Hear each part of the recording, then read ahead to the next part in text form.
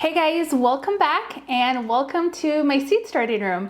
So today I wanted to show you guys where I'm going to be starting lots and lots of seeds this season. So I don't have a greenhouse, but I do have a heated room where I start all of my seeds, and we have so many to start this season. So I thought it would be fun to show you guys around, show you what I like to use, show you my lights, my trays, and all of that. And then in our next video, we'll actually do some planting together. So today's gonna be really like a show and tell. So here we go. Okay, so let's just walk into the room together. So you can see there's 4 racks in here. So these racks are actually the ones that you can either order online or you can get these at Costco, which is where I got them. Now the cool thing about these racks is that off season or during off season when we're not starting seeds is that we can use them for storage, which is what this room is.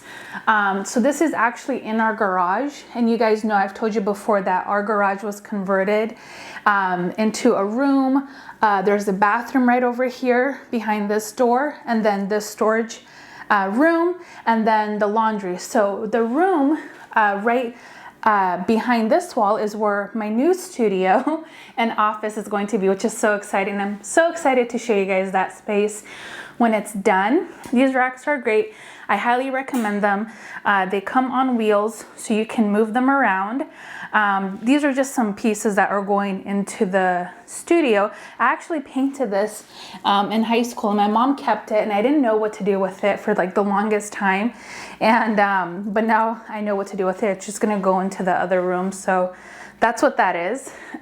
So yeah, let me show you guys the trays and then the domes and what I like to use for different types of seeds. So these are the trays that I'm going to be using. These are 50 cell trays, and they come in different sizes. You can get 72 cells, 128 cells. So I have these, and I also have some 72 cell ones. But what I love about these is that they have these large holes on the bottom, so when we are popping out our seedlings and transplanting them outside, it's going to be super easy, and we're not gonna have a hard time always squeezing the little cells. They literally just pop right out. So I had these special ordered at a hydroponics store. The bottoms, so those are the inserts, these are the bottoms, and again, just like a really nice heavy duty tray. And what I like about these is that they have these little ridges. So when the tray is in here and I'm watering, the seedlings aren't going to be just sitting in water. It kind of elevates them a little bit. So I am so excited about these trays. And then finally I have the domes, which, oh my gosh, I don't know why domes are so expensive. Like, it's crazy to me. Maybe it's just because it's the type of plastic, but I wasn't even going to keep these because they were taking forever to arrive. And I actually talked to a couple of my friends on Instagram and that are starting seeds, and they said that they've been using plastic wrap, burlap, so you don't need the domes. The domes are only there to really aid in germination, but you want to remove it once you see like all of your little babies coming up, because you want to prevent dampening off. So these, you really don't use them for a long time. And again, the only reason why I did keep them was because the day I was going to cancel the order is the day that they came in. So I was like, okay, whatever, we're gonna keep them. And then for some of our veggies, like our tomatoes, we start them in these trays right here. So we actually use these little Jiffy pots. So Sergey loves to use these for like tomatoes. So we have about 60 of them. So we're gonna be starting about 60 tomato plants, which I know is a lot, but we give a lot away to our friends, so that's why. But basically we plant our tomato seeds directly into these little biodegradable Jiffy pots, and then we put them in here. That way when we're watering, everything can, just stay in the trays. And then when we're ready, we just take these little cups out of here, and then we transplant everything outside. So these are awesome. And let me show you what I used last year. I used these, which these will be kind of like our overflow. I have to clean them, and make sure if you are reusing your trays, you clean them out with soapy water. You don't want any gunk or bacteria in your trays for your new babies. So these are just like little inserts, and again, they're like just super thin, you can see, but they work. I mean, if you're careful, like, it's fine. You don't have to buy the exact ones I did. And the trays that I had last year were pretty sturdy. They weren't they weren't bad, and I actually just labeled directly on there, which I don't recommend you doing that because I had to like always write over it or put tape over it just because I would start different things at different times. And I also have these large domes for some taller things.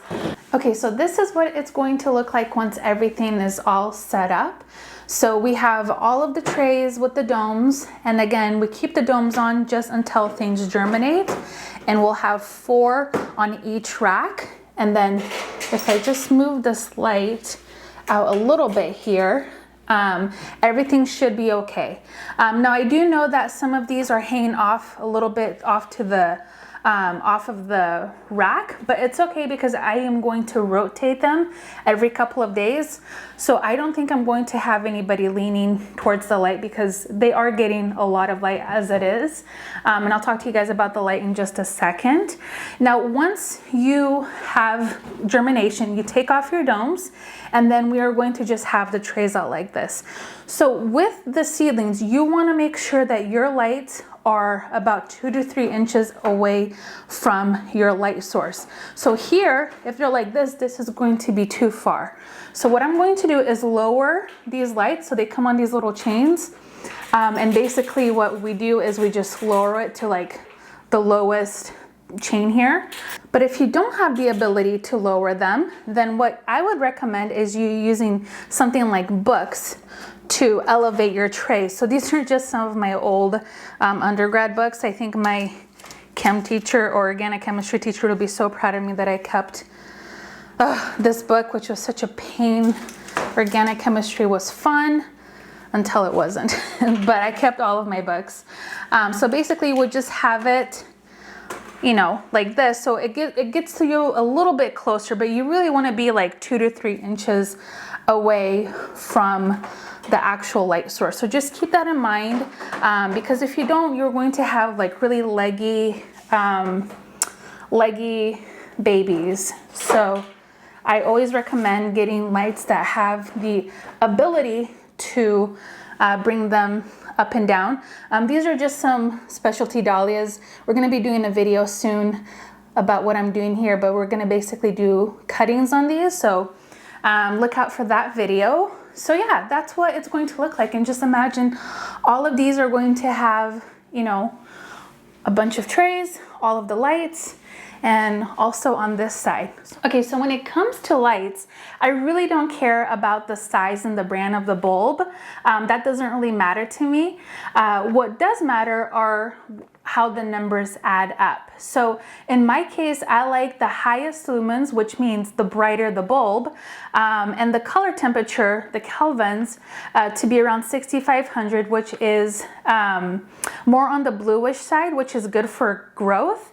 So I just use these shop lights. So you can get these at Lowe's, you can get them online, and these are T8 bulbs that we're gonna be using. And I don't have them all on yet because we don't really need them right now. But we did order enough to have 2 per tier of the rack. And I like fluorescent tubes because the light that passes through the gases inside the tubes seem to work better compared to LED. Now I will say I haven't used LED lights in this type of setup. I have used LED lights, like just individual bulbs for different plants, but you don't need crazy lights to start. Like I asked Erin at Floret in one of our modules if these lights were enough, and she said they were more than enough. It's what they've used and they work really well. So you don't need to go buy like those crazy lights with the blue spectrum and reds and purple. Like you don't need that. Like that's for like vegetation. That's like to get things to bloom inside, and you absolutely don't need that. So I will say, like, if you are budgeting for this project, I would spend more money on the lights, so getting light fixtures like this versus like getting expensive trays. So if you have to cut costs somewhere, do it with like your trays or your racks. Don't do it with the lights, because although these are not very expensive, they are, you know, a cost. So you have to consider that. But if it was me, I wouldn't cut corners when it came to the light, if that makes sense. And it is like a one-time investment, and then you just have to change out the bulbs. But I know like a lot of people will try to start seeds and they'll just use natural light from the window. And the only thing with that is long term, that's not the best way of doing it, just because you will see your seedlings are going to get kind of lanky and they're going to start leaning towards the window. So again, long term, I don't think that's the best way of doing it. People have done it that way. But it's just, in my opinion, I would rather spend a little bit more on lights versus like the trays. So just keep that in mind when you're budgeting for this project. So before I show you guys the seed starting mix, I did want to say that when we hang up our lights on our racks, we always have the cords facing towards the middle, so it goes straight down. That way cable management is really great, because we hate cables all over the place. And then they just plug into an extension cord, which then plugs into this little outlet over there, which is actually a timer.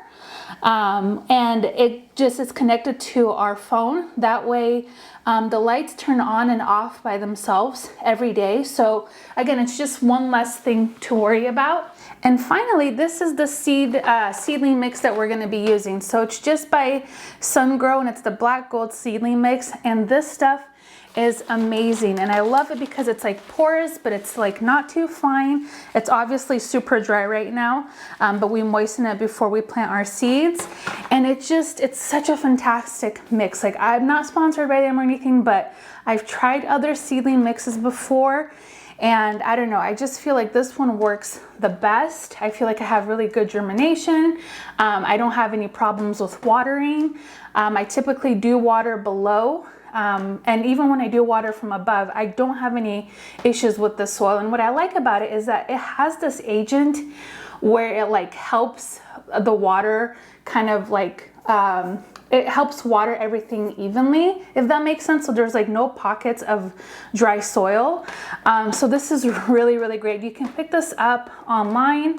I think most stores, like big box stores, should carry it, I think. Or your local nursery should have it, but it's, oh my gosh, I love, love, love this stuff. So this is the only one that I've been using for the last couple of years, and it works awesome. Okay, so there are just two little things that I wanted to show you, and that's how I control or keep fungus gnats at bay, because I know they can become such an issue, and I don't want to use the word hate because I don't like to use that word, but I absolutely loathe fungus gnats. And if I can like just keep them from like becoming a problem, like I will do anything, because I literally look like a crazy person in here with my Dyson trying to suck them all up. So let me show you two things that I like to use to just keep them under control. Okay, so the first thing I like to use is this little fan, and I love this, and we just recently got this, and then it just turns on, and this works really best at night because it's a tiny little fan that sucks in the gnats, and you know, they're attracted to light. So when you open it, hold on, let me open it to show you guys. Oof, hold on, this is hard to do with one hand. Oh, yuck. Okay, so when you open it, you can see there's like this little sticky pad in here, and it just like, it gets sucked in by the fan, and then they just land on this little sticky pad, and you can see like there's like a couple mosquitoes, which I have no idea how they even got in here, but and then you just change these out. So we got this on Amazon, and I'll link it down below, but I love this little thing. Like, it's such a lifesaver. So we, like I said, we had a couple plants in here, and it looks like they might have been having, or might have had some of them. That's why we have those. And the other thing I have are these little trees, and they're so cute. They actually come with like a little, hold on, they come with like a little shovel because they're a tree. So, you know, it's like, it's a little gag. But they're like these little sticky trees. So you plop them into the soil, and then you peel this off, and it's just that little sticky yellow pad. And I like these just because they're not so huge and bright and like in your face. So these work really, really well. Now, as far as our heat source, we do have a vent coming into the room right up there, as you can see it. And so we're able to keep the room at about 70 degrees, which is what you want for your seedlings to grow really well and thrive. If you don't have a heat source, you can use a space heater, like one of those portable ones. You can also use a heat mat. So there's lots of options for you if you don't have a room that's heated. It's not a big deal. You just want to make sure that you do have something that will keep them at about 70 degrees, so that way they're growing and they're not struggling. And then once I do see them starting to grow, I will put in an oscillating fan in here. That way we have really good airflow, and it's going to just help them get stronger before we transplant them outside. All right, well, that wraps up today's video. I hope you guys had fun seeing where I'm going to be starting a bunch of seeds this season. I am so excited, and I hope you are too. Let me know in the comment section what you guys are going to be growing this year. I've mentioned this before. I'd love to hear back from you guys. Like, I really do. I love the interaction. I love to hear back like what you're going to be doing in your garden. It's just fun to get ideas and just have like a fun chat space. I just want to create that type of environment on our channel. So let me know if you have any questions, and I'll make sure to help you out. And my last note to you is just have fun. Like, this should be a really fun process. Don't get stressed out, and if you are, it's okay. Just like take a breath. It's going to be great. You're going to love it. And just think of all of the beauty that you're going to have in your garden, whether it's vegetables or flowers or whatever. It's going to be so exciting. If you're new here, I would love it if you subscribed and come back for some more fun videos. But yeah, thank you guys for watching today's video, and I'll see you guys next time. Bye-bye.